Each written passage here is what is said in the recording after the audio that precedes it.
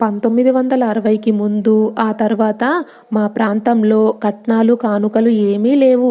చిన్న పిల్లలకి పెళ్ళిళ్ళు చేసేవారు కదా! కంచు, ఇత్తడి సామాన్లు ఇచ్చేవారు.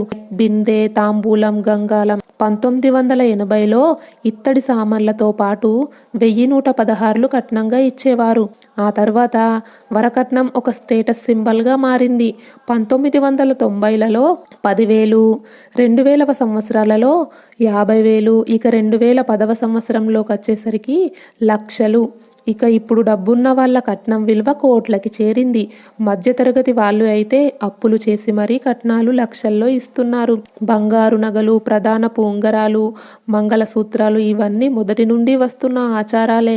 పెళ్లి చూపులు అయిపోయిన తర్వాత కట్న కానుకల విషయాల్లో ఏదైనా కుదరకపోతే ఇక పెళ్లి వద్దనుకొని వెళ్ళిపోతారు. కొంతమంది అయితే ముందే కట్న కానుకలు ఇచ్చేవాళ్ళు అయితేనే పెళ్లి చూపులు చూస్తున్నారు. లేకపోతే